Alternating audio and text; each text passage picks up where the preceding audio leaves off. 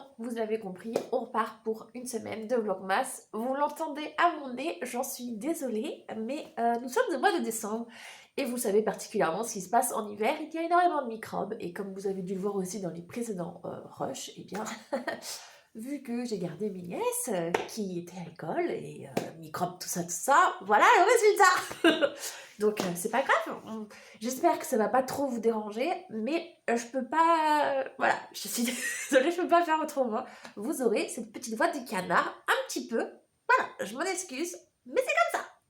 Je me permets au début de cette vidéo de vous faire un petit instant auto-promotion, puisque comme vous devez le savoir si vous suivez mes vlogmas, j'ai sorti une romance de Noël, A Star in the Night, qui se passe dans une série globale de 6 livres. En fait, on a fait des tomes un peu compagnons, si vous voulez, dans un village, c'est un small town. La série s'appelle Holy Bridge, elle est disponible sur Amazon, et en fait, chaque tome a été écrit par une autrice différente, et à chaque fois, vous allez retrouver un couple différent dans ce même village. Donc moi, je suis avec l'instituteur et la pépiniériste qui a repris l'entreprise familiale de Sapin et qui vont se retrouver ensemble alors que ça faisait des années qu'ils ne s'étaient plus vus. Donc moi j'ai écrit cette petite histoire-là, mais chacune d'entre nous a écrit une histoire différente. Il y en a une avec un garagiste, une autre avec une libraire, et enfin voilà, il y a plein d'histoires différentes. Il y a, comme je vous ai déjà dit, 2 FF et 4 MF. Et donc voilà, vous avez tout ce que vous voulez. Si vous voulez, vous avez les liens en barre d'information. Mais sinon, revenons sur ce qui s'est passé. Bon là, je vous prends, on est lundi, donc je vais revenir avec vous sur ce qui s'est passé ce week-end. Donc, comme je vous l'avais dit, j'ai redécouvert les vlogmas, comme je vous avais dit, de Mirazonchi. Et donc, j'ai fait son petit week-end à Miel qu'elle avait prévu. Je m'étais prévu une pile majoritairement de romans de Noël, mais au final, j'en ai lu, mais j'ai pas vraiment lu que ça. J'ai lu d'autres choses. Et en plus, comme je suis tombée malade, le dimanche matin, j'ai beaucoup lu vendredi soir et samedi, mais le dimanche matin, voilà, ça est arrivé et j'ai dit tant pis, je vais passer ma journée à binge-watcher The Big Bang Theory et les vlogmas que je devais rattraper. Donc voilà, et du coup, je suis quand même contente parce que même en n'ayant pas lu le dimanche, en ayant lu le vendredi soir et le samedi toute la journée, eh bien j'ai quand même réussi à valider le challenge puisque j'étais à plus de 1300 pages. Donc évidemment, je vais vous parler de ces lectures. En l'occurrence, j'ai continué les choses que j'avais empruntées à la médiathèque, dont Cursed Princess Club. Voilà, donc c'est le tome 2 que j'ai lu. On est sur l'histoire d'un royaume c'est le royaume de Pastel, où il y a 3 princesses et un prince dans cette fratrie. Les deux aînées des princesses sont les clichés des princesses blondes, qui a une affinité avec les animaux. La deuxième, elle a les cheveux violets, je crois, ou bleus. Elle a une affinité avec les plantes. Le prince, lui, a les cheveux roses, il est très beau et tout, il est très doué en tout ce qui est nourriture, pâtisserie, gastronomie et tout. Et on a la petite dernière qui est verte et qui est pas très jolie. Et donc du coup, quand il va y avoir proposition d'alliance entre deux royaumes, le royaume du Tartan et le royaume de Pastel, eh bien les 3 princes qui vont venir pour épouser les 3 princesses, les 2 premiers vont être ok parce qu'ils se disent bon, bah, nos princesses sont très bien, mais le troisième ne va pas être d'accord justement parce que quand il va voir la princesse laide, eh ben, il va refuser de l'épouser et donc ça va créer quelques petits problèmes puisque c'est la première fois que cette jeune fille va entendre qu'elle est considérée comme laide alors que tout son royaume et toute sa famille ne lui ont jamais fait ressentir ça. Donc elle va s'enfuir et elle va aller dans une forêt où eh bien, se sont réfugiés justement un club et le club des princesses maudites et où elles ont toutes justement une tare qui font d'elles pas des belles princesses comme on en entend dans les contes de fées. Donc elle va justement aller dans ce club et se découvrir un peu elle-même et un peu, on va remettre aussi pas mal en question justement la société sur le physique et tout. Ce que j'ai particulièrement aimé dans ce tome-là, c'est qu'on a aussi le prisme des deux. On a à la fois la société patriarcale, ce qu'il y a de mauvais au terme de féminin, donc tout ce qui est anti-féministe, mais on a aussi de l'autre prisme aussi avec les codes qui sont mis pour la virilité. Là, on a les princelles qui font clairement évoquer les incels, c'est un groupe d'hommes qui rejettent les femmes parce que les femmes, entre guillemets, les ont rejetées, donc ils considèrent que les femmes sont des sorcières et tout, que des croqueuses de diamants, nanana, et voilà, en gros, tout est la faute des femmes pour eux, et s'ils sont seuls, c'est aussi la faute des femmes, et donc voilà. On est un peu dans les masculinistes et tout ça, mais c'est une branche qui s'appelle les incels. Je ne m'y connais pas assez en tout ça, mais bref, là ça en fait partie, ça en parle, et du coup je trouve ça très intéressant. On va aussi toujours sur le message justement que le prince qui a rejeté la princesse laide, eh bien petit à petit se rend compte qu'il a des points communs avec cette princesse et que même si elle est laide, elle n'est pas méchante et au contraire, elle a plein de bons aspects et d'ailleurs elle va même lui sauver la vie dans ce tome-là. Donc, d'un côté, je suis contente parce que justement, on part du principe que la beauté peut être intérieure et non pas forcément se fier qu'à l'extérieur. Mais d'un autre côté, je suis un peu énervée parce que les deux autres princesses qui sont jolies n'ont aucun effort à faire avec leurs mecs, justement, pour que les mecs veuillent d'eux. Bien qu'à un moment, c'est un petit peu remis en question, justement, parce qu'il y a un des mecs qui va se prendre un petit taquet par un des gardes en disant ouais, ben, tu t'intéresses à elle que superficiellement, mais tu sais pas qui elle est, et voilà.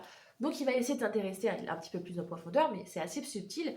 Alors que justement celle qui est laide, eh bien elle doit fournir un effort considérable pour séduire son prince. Même en plus, bon, là en l'occurrence elle ne le fait pas exprès, parce que c'est vraiment l'archétype de la naïve innocente qui fait, bah, elle de bon cœur, mais qui a justement, comme elle a compris que lui n'était pas intéressé, ils ont dit bon ben on reste amis et voilà, on se mariera pas, mais on reste amis.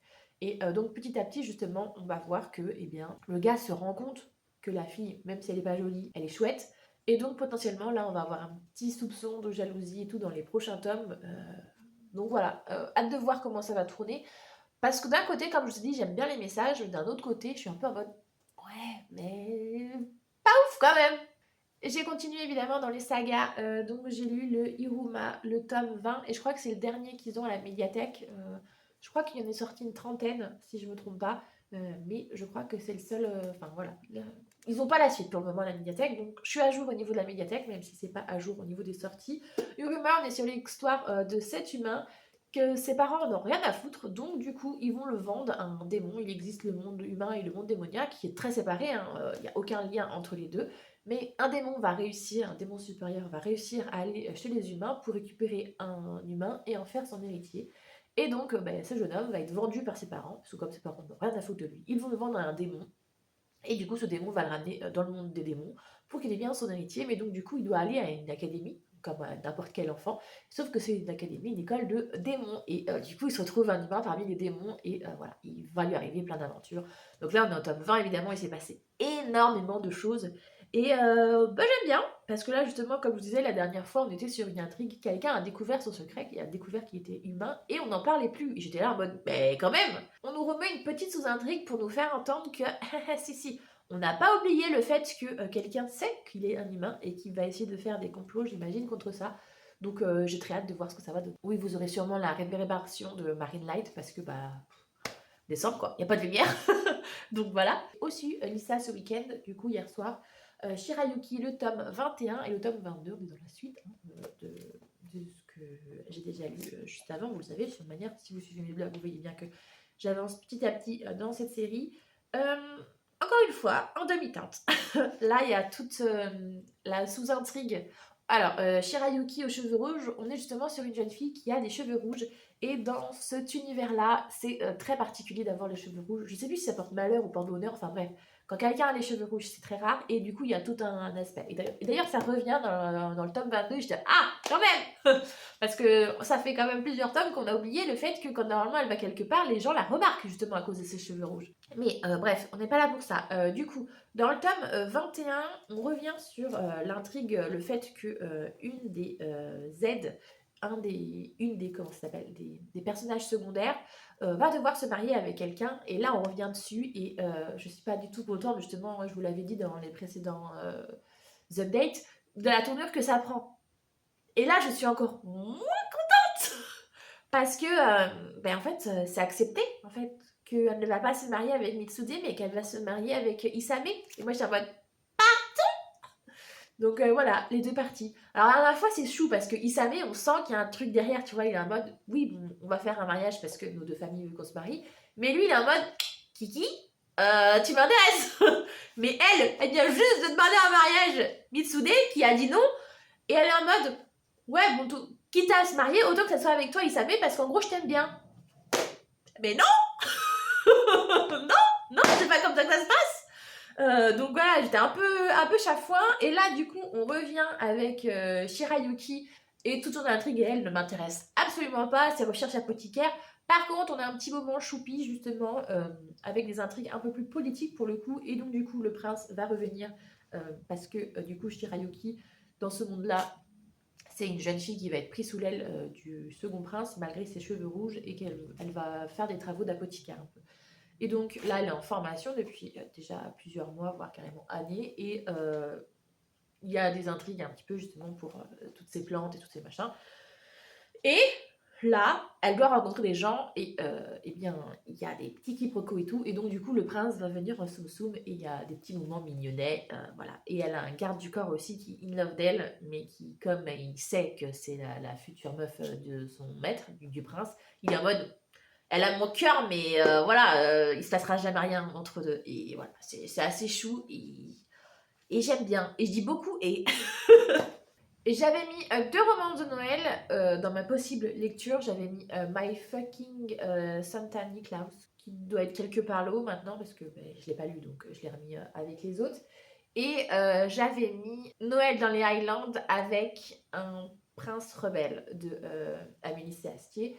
Donc j'avais mis ces deux-là, en plus des deux autres que je vais vous montrer. Mais elles, je n'ai pas eu le temps de les lire, et vu mon état, ben, je dis allez, allez. Mais sinon, j'ai lu The Holiday de Brittany Setcheries. Donc ça y est, j'ai lu un Brittany. Si, si tu regardes cette vidéo, c'est fait. Et j'ai beaucoup aimé.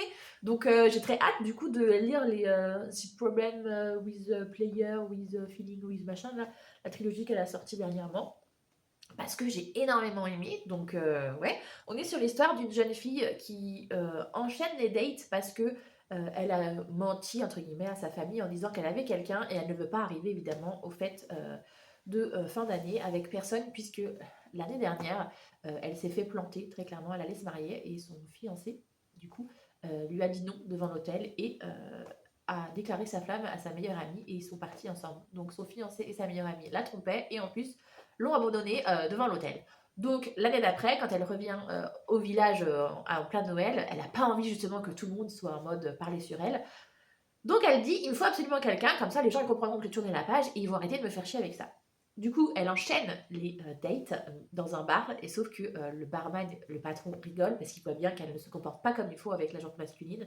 Et donc, du coup, il va décider de la coacher pour justement faire en sorte qu'elle arrête d'enchaîner les dates et que les gars lui proposent enfin un second rendez-vous. Sauf qu'en la coachant, évidemment, les deux vont se rapprocher et on a une histoire d'amour juste magnifique entre les deux. J'ai bien aimé. On a un age gap, mais qui pour moi passe parce que elle a genre, je sais plus, elle doit avoir 25 ans et puis lui, il doit en avoir 31 ou 32. Donc pour moi, c'est une différence d'âge, certes, mais on n'est pas sur une meuf de 16 et un gars de 38, quoi. On est sur quelque chose de plus ou moins, pour moi, ça passe.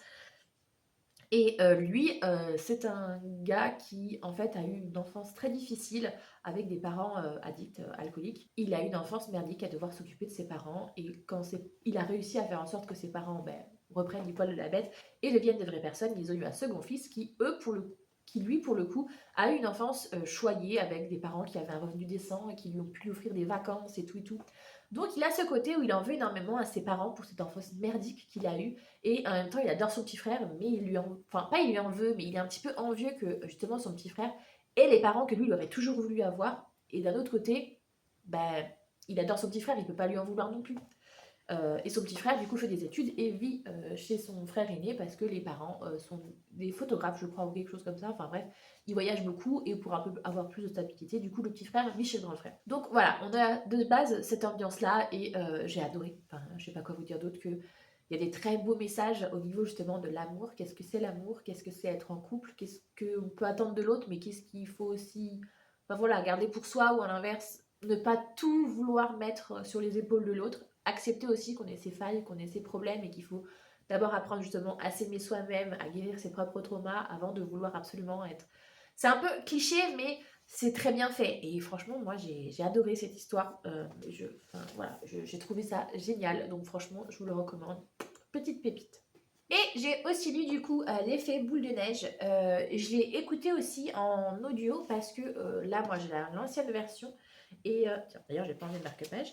Et dans la version audio que vous pouvez retrouver sur Nextory et sur Audible, eh bien, je crois, hein, oui, je sais plus sur laquelle des deux plateformes j'ai écouté, mais il y a des bonus dans la version à la fois collector et à la fois l'audible. On a des derniers chapitres qui sont du point de vue du gars. Donc c'est chouette parce que là on a tout le temps son point de vue à elle. Alors que dans celui-ci on a un double point de vue aussi, ça c'est bien. Là, on a tout le temps son point de vue à elle, donc c'est un petit peu chiant, même si on s'en doute un petit peu. L'effet boule de neige, on est sur l'histoire de Iris, qui est amoureux de son meilleur ami Charles depuis des années. Celui-ci est parti aux États-Unis pour ses études et il revient enfant après plusieurs mois. Et donc, elle se dit, ça y est, c'est le moment. Juste avant qu'il parte, on s'est embrassé. Donc, quand il va revenir, ça va être le cliché des téléfilms. Il va revenir, il va me serrer dans ses bras et tout, ça va être le love du love. Voilà, elle se fait tout un film, sauf que quand il revient à l'aéroport, il redébarque avec une femme et avec sa petite amie en l'occurrence. Donc évidemment, la meuf, elle est au centre dessus dessous parce que c'était pas du tout ce qu'elle s'était imaginé, jusqu'à ce que sa meilleure amie, qui essaye de la réconforter le soir même, lui dit, mais écoute, il n'y a pas 36 solutions, si tu veux voir si ça va coller avec lui ou pas, et ben dans tous les moments, c'est dit qu'il faut que tu fasses un fake dating, que tu ramènes un mec avec qui tu fais semblant de sortir, et comme ça va potentiellement le rendre jaloux, et peut-être justement que ça va débloquer quelque chose entre vous. Sauf que, elle n'a pas grand monde à qui proposer ça, sauf si ce n'est le frère justement de son meilleur ami, le frère de Charles, Alex. Et du coup, lui qui est le frère dans la fratrie, qui a un peu de mal. On a ce Charles justement, ce meilleur ami qui est très solaire, voilà, qui est un peu l'extraverti justement de la fratrie, que tout le monde aime, qui a une grande réussite sociale et tout. Et on a le frère aîné, le brun, qui lui à l'inverse, il est très solitaire, c'est un peu un cliché en fait d'un Grumpy, d'un Sunshine dans cette fratrie. Et donc du coup, elle se dit, mais oui, mais c'est pas crédible, moi mon meilleur ami c'est Charles, tout le monde sait même que je suis amoureuse de Charles, il n'y a que Charles visiblement qui ne le sait pas, et je vais pas faire semblant de sortir avec Alex, nos parents n'y croiront pas. Sauf que Anastasia, la meilleure amie, a fait, si, ça marche toujours, tu verras. Et donc du coup, c'est ce qu'elle va faire, elle va proposer à Alex, qui va, pour ses propres raisons justement, parce que lui, il n'est pas aimé dans sa famille, donc pour ces raisons-là, il va ramener aussi de se dire que s'il fait un fake dating avec la meuf, eh bien au moins on va lui foutre la paix ce Noël-là. Et donc du coup ils vont faire un fake dating tous les deux, mais vous savez comment ça finit, ce genre de choses, hein. J'ai vu pas mal de parallèles avec Humberfall, Humberfall qui est sorti après, parce que l'effet boule de neige je crois qu'il y a déjà 2 ans, donc voilà, 1 ou 2 ans, je sais plus. Mais du coup ouais, au niveau schéma familial et schéma amoureux, j'ai vu comme ça pas mal de petits parallèles et j'étais là en mode ok, mais sinon j'ai adoré, l'histoire est très chouette parce que dans leur contrat il est explicitement dit à la règle 7 qu'il faut communiquer entre les deux, et ça j'adore parce que Alex est un green flag au possible. Voilà, à chaque fois qu'il voit qu'il y a un problème, c'est règle 7, il faut communiquer, règle 7, il faut communiquer, et donc du coup j'adore parce que c'est trop chou, je sais pas quoi vous dire d'autre que franchement je comprends pourquoi il y a eu une hype. Autant je n'avais pas trop apprécié les coquillages machin s'envolent qu'en été, là où je sais pas trop quoi, parce que j'étais pas du tout avec les personnages, autant celle-ci je l'ai adorée. Donc voilà, je suis très contente, petite romance de Noël qui fonctionne très très bien, et voilà. Donc voilà ce que j'ai lu ce week-end, et bien cette semaine j'ai plusieurs petits rendez-vous et j'ai pas mal aussi d'événements avec ma famille. Voilà, j'ai des proches qui achètent une maison, j'ai l'arbre de Noël de ma nièce, j'ai des rendez-vous aussi professionnels. Donc j'ai pas mal de petites choses de prévues. Donc je sais pas trop comment je vais réussir à vous filmer un petit peu des petites scènes de mon quotidien. Mais voilà, je vais vous emmener évidemment avec moi et je vous parlerai de mes lectures si je réussis à en faire, bien sûr.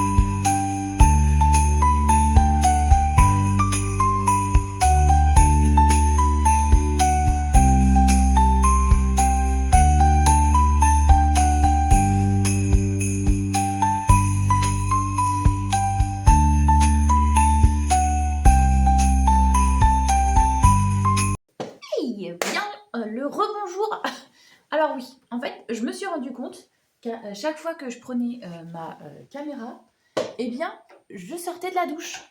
Donc je rigole parce que après, quand je fais mon montage, j'ai l'impression d'avoir les cheveux gras. Et peut-être que vous, quand vous regardez cette vidéo, c'est pareil. Mais au final, non, c'est que la plupart du temps, je prends la caméra juste après être sortie de la douche ou alors vraiment pas longtemps après. Ce qui fait que mes cheveux ne sont pas secs et ce qui fait que, eh bien, on a l'impression que j'ai les cheveux gras. Donc du coup, je m'en suis rendu compte et je voulais en parler avec vous. Donc je me suis dit, là, on va leur montrer la vérité de la vie. Je me sers de vous en plus pour faire à peu près une raie droite. Euh, donc voilà, le fait est que, comme vous pouvez le voir, je sors juste de la douche, j'avais encore ma serviette sur les cheveux et donc voilà. Mais à la base, on n'est quand même pas là pour parler de ça. De toute manière, vous avez bien vu les rushs hein, cette semaine. J'ai été pas mal, encore une fois, avec ma famille et tout. Donc, je vous ai filmé quelques petites activités que j'ai pu faire parce qu'il y avait l'anniversaire de ma mère, par exemple. Peut-être mettre mes nièces, ça serait mieux. Encore une fois, j'ai gardé mes nièces, donc du coup, petite activité avec elles. Il y a l'anniversaire de ma maman, par exemple. Donc, voilà. Ma sœur a acheté une maison, donc forcément, on est allé boire un coup pour fêter cet événement. Donc, voilà, des événements comme ça, familiaux, un peu partout. Là, ce soir, on a l'arbre de Noël de la petite aussi, donc on va aller voir son spectacle. On voyait plein de choses qui se passent, mais pas vraiment, du coup, beaucoup le temps pour lire. Je vous ai quand même montré les quelques lectures que j'ai fait, et il y en a que je ne vous ai pas, du coup, encore montré. C'est par exemple My Funky Santa Nicholas, que je n'ai pas fini, comme vous pouvez le voir. Je l'ai juste commencé lors du dernier live sur lequel je suis allée pour Mirazonchi, donc c'était lundi, je crois, lundi soir. Vous voyez, je l'ai à peine commencé, je suis à moins de 100 pages, je suis à la page 95.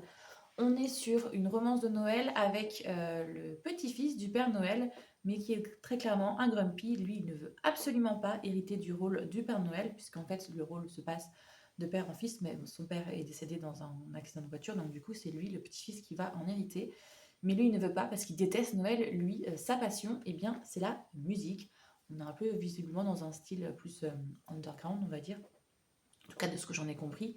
Et on va suivre à côté une femme qui tient une pâtisserie et qui a une enfant qui, suite à un traumatisme, est devenue muette. Elle a arrêté de parler et au vu de ce que j'en ai compris, il y a eu des violences conjugales. Donc je pense qu'on va repartir sur ça à un autre moment.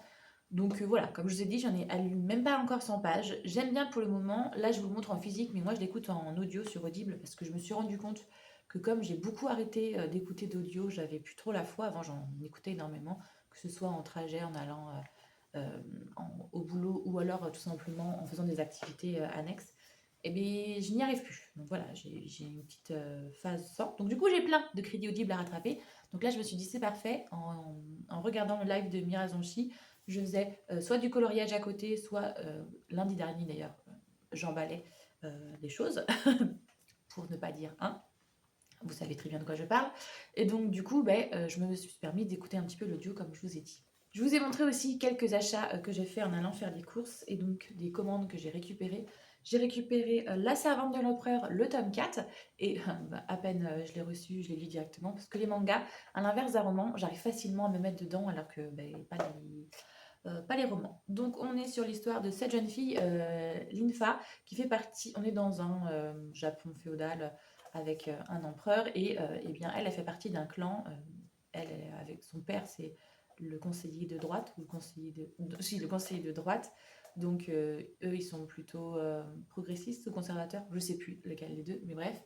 Et en fait, le jeune empereur a 5 ans et on décide qu'il va falloir bientôt le marier. Donc, tous les chefs de clan emmènent leur fille, sauf que Linfa a une vingtaine d'années et elle n'a pas envie, très clairement, de se marier avec un gamin de 5 ans. Donc elle va aller malheureusement, parce qu'elle est obligée d'y aller en tant que fille de son clan. Mais quand elle va y aller, elle est plus en mode ouais, mais on pouvait pas me trouver un autre truc qu'être son épouse. Et justement, le frère aîné de l'empereur, qui est pour le moment l'intendant, le temps que son petit frère hérite du trône, eh bien, il lui dit bah, si tu veux, tu pourrais être la servante, qui est plus pour moi une gouvernante qu'une réelle servante. Tu pourrais être la gouvernante de mon petit frère, justement, le temps qu'il soit, voilà, le temps qu'il soit empereur, quoi. Et sauf qu'on se rend vite compte qu'il a un petit atome crochu pour Linfa, et voilà, on va avoir une petite romance entre les deux, entre elle, du coup, qui s'occupe de son petit frère, et lui qui s'occupe du royaume en attendant que son petit frère soit capable de le faire. Donc j'ai bien aimé ce tome-là, justement, on a des petites sous-intrigues qui viennent se mettre, un petit rival peut-être qui va arriver en plus. J'aime bien, l'ambiance on est cool. On est un peu dans les délires de tout ce qui est carnet de l'apothicaire, donc vous voyez, j'adore ce style-là. Et du coup, j'ai aussi acheté et enfin, j'ai récupéré et du coup lu directement Make Up with Mud, le tome 8. On est sur le dernier de la série. Et je vous avoue, ça m'a mis un petit coup au moral. En fait, c'est une série où j'ai commencé à un moment bien particulier dans ma vie et elle m'avait fait justement un gros appel du pied et je l'avais adoré. Mais plus on avance dans la série et moins on y retrouve ce que j'aimais vraiment au tout début. Make Up with Mud, on est sur l'histoire de cette jeune fille, Miku, qui en fait à la base est dans une relation qu'on peut très clairement dire comme toxique. Ça fait des années qu'elle est avec son compagnon, ils sont fiancés et lui refuse qu'elle mette du maquillage par exemple.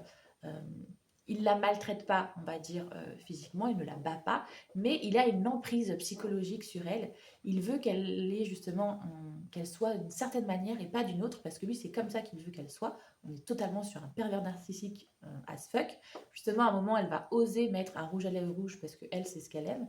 Et lui, il va prendre le démaquillant et il va littéralement lui verser sur la tête en lui disant que ça ne lui va pas, qu'elle ressemble à une bip et qu'il faut qu'elle l'écoute et qu'elle n'a pas à faire en gros ce qu'il lui interdit.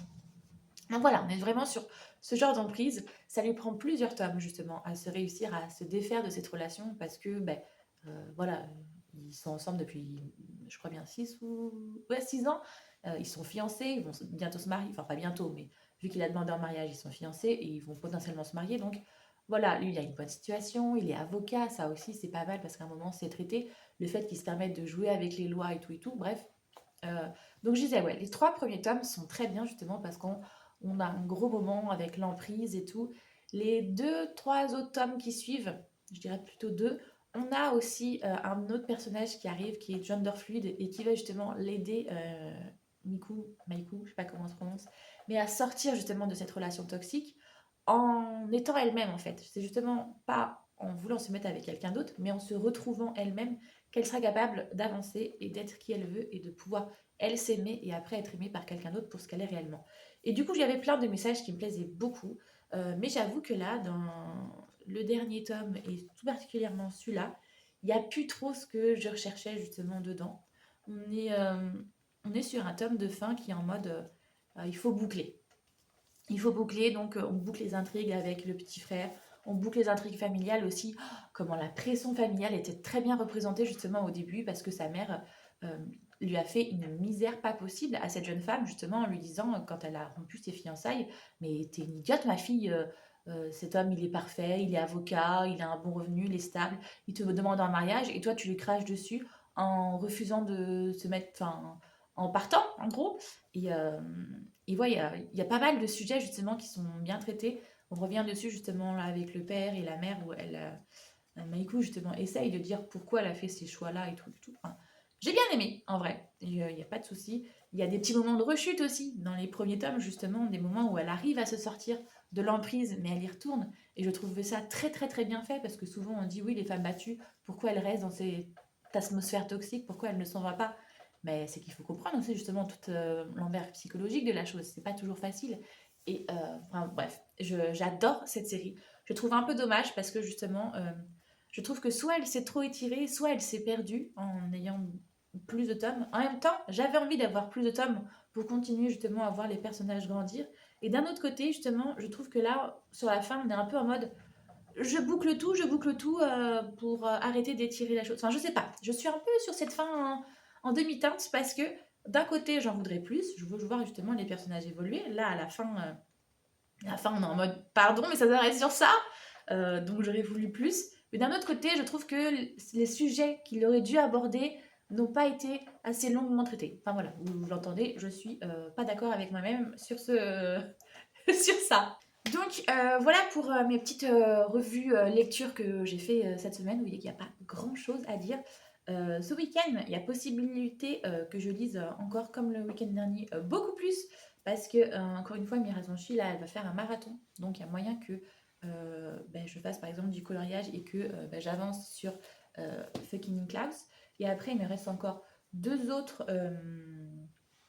romances de Noël à lire. Enfin, techniquement, il m'en reste 3 autres, mais il y en a une, je ne pense pas que je vais la lire cette année, hein, on va pas se mentir. J'ai un ingrédient secret parfait pour Noël et j'ai celui-là sur un Noël dans les Highlands avec un prince rebelle aussi qui est court, qui fait 200 pages. Donc celui-là, j'aimerais bien lire ce week-end, comme ça je serais contente en mode yes. Donc voilà, j'aimerais bien lire ça ce week-end. Et comme j'ai dû vous montrer, je suis revenue aussi de la médiathèque avant-hier. Donc j'ai plein de lectures graphiques. Donc potentiellement, ça aussi, je pourrais bien avancer ce week-end. Ça serait chouette. En plus, ce week-end, il va y avoir d'un côté la nouvelle lune en Sagittaire. C'est peut-être pas trop votre truc et tout, mais moi j'adore l'astrologie. Et on a le solstice d'hiver dimanche. Donc je vais essayer aussi de prendre quelques moments justement pour moi, pour me poser, pour me dire, bon, l'année, on a vécu ci, ça, ça, ça, ça. Qu'est-ce qui a marché, qu'est-ce qui n'a pas marché, comment j'aimerais changer justement certains trucs pour 2026. Peut-être me refaire mon mood board aussi, j'en avais fait un pour 2025 et j'avais bien aimé cet exercice-là. Donc voilà, refaire un petit bilan et tout avec un mood board pour 2026. Potentiellement, je vais faire des choses comme ça. Donc voilà.